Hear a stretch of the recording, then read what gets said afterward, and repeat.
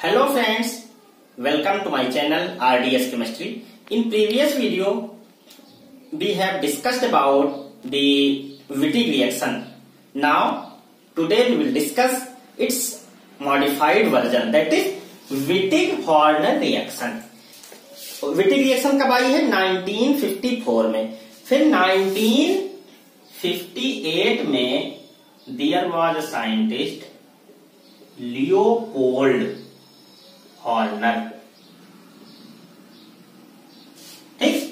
After 4 years Leopold Horner ने modification किया Wittig reaction में, and that reaction is known as Wittig Horner reaction. और इसमें दो साइंटिस्ट और हैं, इमॉन्स एंड वाइट्सवर्थ. इन लोगों ने बाद में इस रिएक्शन में और एड ऑन किया. That's why this reaction is also known as Horner Emmons reaction और वाइट्सवर्थ-इमॉन्स रिएक्शन. ओके, तो हम ये देखेंगे कि हॉर्नर ने क्या मॉडिफिकेशन किया. As you know, the Wittig reaction carbonyl compounds की रिएक्शन होती है फास्फोनियम इलाइड से, ये ना, ये आप जानते हैं, प्रीवियस लेक्चर में डिस्कस हमने किया था. और क्या बनता है? एल्कीन. हॉर्नर ने क्या मॉडिफिकेशन किया कि दिस फास्फोनियम इलाइड की जगह पे ये विटिग रिएक्शन में यूज होता है. ये क्या है? ये है विटिग रिएक्शन. ठीक, ये है विटिग रिएक्शन. विटिग रिएक्शन में इन्होंने एक कार्बोनाइन लेना होता है, तो कार्बोनाइन की जगह पे इन्होंने क्या लिया? फास्फोनियम इलाइड. और हॉर्नर ने ये जो रिएक्शन है आपकी, ये है विटिग-हॉर्नर रिएक्शन. तो हॉर्नर ने क्या मॉडिफिकेशन किया कि फास्फोनियम इलाइड की जगह पे फास्फोनेट कार्बोनाइन लिया. कार्बोनाइन यहां पे इन्होंने चेंज कर दिया. फास्फोनेट का देखिए ये कार्बोनाइन है. अब ये इस कार्बोनिल कंपाउंड से रिएक्शन करके एल्कीन बनाता है. प्रोडक्ट सेम है और एक रिएक्टेंट है, जैसे कार्बोनिल कंपाउंड वाला जो रिएक्टेंट है वो भी सेम है, बस ये कार्बोनाइन का मॉडिफिकेशन किया हॉर्नर ने. ठीक, क्या बना? एल्कीन बना. अब हम देखेंगे कि ये फास्फोनेट कार्बोनाइन कैसे जनरेट करते हैं, कैसे प्रिपेयर करते हैं. ओके, तो देखिए ये फास्फोनेट कैसे प्रिपेयर होता है. ये ट्राइफिनाइल फॉस्फीन की जगह पे यहां पे लेते हैं ट्राइथॉक्सीफॉस्फीन, और ये क्या है? Alkyl halide. एक्स यहां पे क्या है? हैलोजन. तो इसकी रिएक्शन कराते हैं तो आपका ये बनता है फास्फोनेट. इस रिएक्शन को क्या कहते हैं? ये भी एक नेम रिएक्शन है, आर्बुजो रिएक्शन.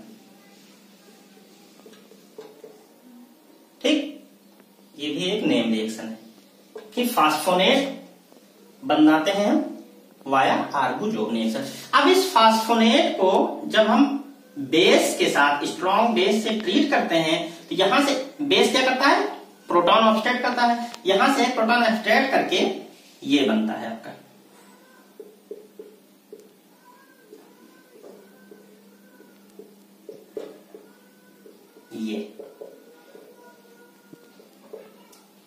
ये आपका जो कार्बोनाइन जनरेट हुआ है, यही अब यूज होता है विटिग-हॉर्नर रिएक्शन में, और ये कार्बोनिल कंपाउंड से रिएक्शन करके करेस्पॉन्डिंग एल्कीन बनाता है.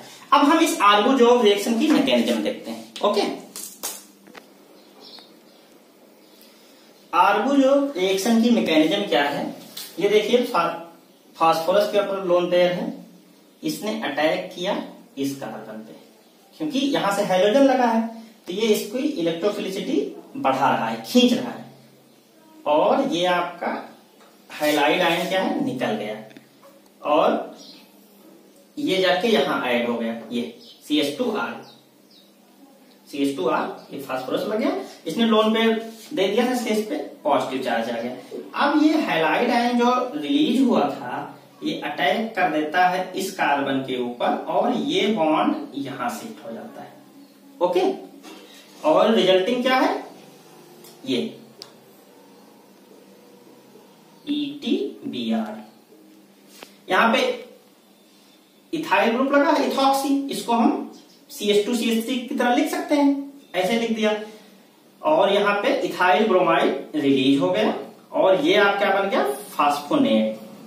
ओके, यही फास्फोनेट अब जब हम बेस की प्रेजेंस में यहां से प्रोटॉन एक्टिवेट कर देंगे, यहाँ पे नेगेटिव चार्ज आएगा और कार्बन आयन जनरेट हो जाएगा, वो जाके कार्बोनिल कंपाउंड से रिएक्शन करेगा और एल्कीन बनेगा। ओके, अब हम, ये बात हो गई फास्फोनेट जनरेशन की। अब हम बात करते हैं फर्दर विटिग-हॉर्नर रिएक्शन क्या होती है, उसकी मैकेनिज्म क्या है। ओके, तो अब हम मैकेनिज्म देखेंगे विटिग-हॉर्नर रिएक्शन की। तो ये हमने फास्फोनेट जनरेट किया था आर्गो-जोब रिएक्शन से, वहां पे हमने बेस अप्लाई किया, स्ट्रॉन्ग बेस, उसने एक प्रोटॉन एब्स्ट्रैक्ट किया और ये कार्बन आयन जनरेट हो गया। ठीक, अब ये कार्बन आयन, आप जानते हैं कि कार्बोनिल कंपाउंड का कार्बन जो है इलेक्ट्रोफिलिक होता है, तो ये यहां अटैक करेगा और ये यहां। ओके, तो क्या रिजल्टिंग सिचुएशन क्या हुई, ये ऑक्सीजन नेगेटिव चार्ज और ये जुड़ गया। अब क्या होगा, ये नेगेटिव चार्ज इस फास्फोरस के ऊपर अटैक करेगा और ये बॉन्ड यहां शिफ्ट हो जाएगा। ओके, अब ये देखिए ऑक्साफॉस्फेटीन टाइप का साइक्लिक इंटरमीडिएट बन गया। देखिए ये, अब क्या होगा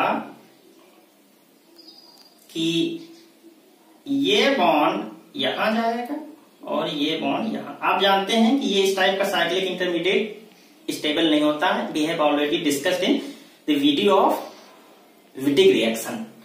ठीक, तो ये क्या बन गया, एल्कीन और आपका ये दूसरी चीज फॉस्फेट एस्टर। ओके, तो ये हो गई आपकी mechanism of Wittig-Horner reaction.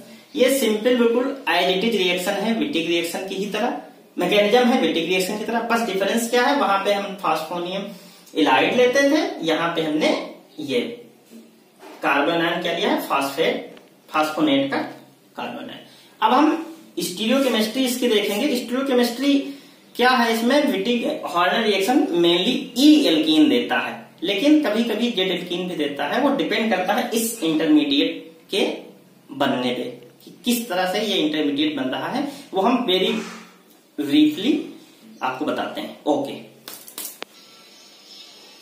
Wittig reaction की तरह बिल्कुल सिमिलर स्टीरियोकेमिस्ट्री विटिग-हॉर्नर रिएक्शन की भी है। ये देखिए इंटरमीडिएट में अगर आर ग्रुप, R1 और R, ठीक, एक कहां से आता है, कार्बोनिल कंपाउंड से, एक आता है आपके ये फास्फोनेट कार्बो एनायन से।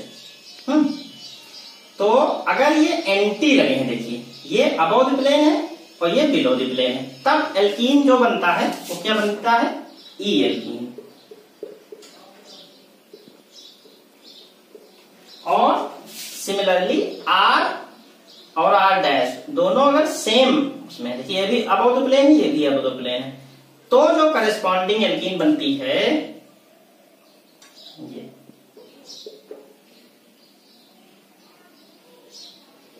इस केस में जो करस्पॉन्डिंग एल्कीन बनती है वो क्या होती है, जेड एल्कीन। अब हम डिस्कस करते हैं कुछ एडवांटेजेस ओवर विटिग रिएक्शन की। विटिग-हॉर्नर रिएक्शन क्यों आई, कुछ इसके एडवांटेजेस हैं जो विटिग रिएक्शन में नहीं। तो पहला एडवांटेज क्या है विटिग-हॉर्नर रिएक्शन में, हमने बताया जो कार्बन आयन लेते हैं वो विटिग रिएक्शन में इलाइड लेते हैं। यहां पे क्या है, फास्फोनेट कार्बन, ये क्या है, स्टेबलाइज्ड होता है और ये इन कंपेरिजन टू फास्फोनियम इलाइड ये ज्यादा रिएक्टिव भी होता है। ओके, दूसरी बात क्या है, जो फास्फोरस प्रोडक्ट बनता है इस रिएक्शन में, that is this one, O minus OET। ये जो बाई प्रोडक्ट बनता है एल्कीन के अलावा, इसको क्या कहते हैं, ये फॉस्फेट एस्टर। ये क्या होता है, ये वाटर सॉल्युबल होता है। तो इससे क्या बहुत मेन एडवांटेज यही है, इसमें क्या है, जो एल्कीन और ये फॉस्फेट एस्टर बना, ये वाटर सॉल्युबल है, तो हमने वर्कअप किया, ये वाटर निकल गया और आपका एल्कीन जो है वो बिल्कुल प्योरेस्ट फॉर्म में आपको मिल गया। जबकि ये बाई प्रोडक्ट बनता है आपका फॉस्फिन ऑक्साइड, विटिग रिएक्शन में वो वाटर सॉल्युबल नहीं है, तो सेपरेशन इसका और एल्कीन का सेपरेशन वो थोड़ा सा टफ होता है। तो ये बहुत ही मेन एडवांटेज है। दूसरा और क्या है, विटिंग हॉर्नर रिएक्शन फेवर्स ई एल्कीन हमने बताया। और अगर एरोमेटिक एल्डिहाइड आप ले रहे हैं कार्बोनिल कंपाउंड की जगह पे, तो ऑलमोस्ट एक्सक्लूसिव प्रोडक्ट आपका ई एल्कीन ही होता है। So this is all about Wittig Horner reaction. और विटिंग रिएक्शन का जो वीडियो है उसको भी हम डिस्क्रिप्शन बॉक्स में डाल देंगे। जो लोग नहीं देखे होंगे वो लोग पहले उसको देख लें, फिर इसका modified version that is the Wittig Horner reaction देखें, और आप लोग इसको अच्छे से समझिए। Okay, thanks for watching.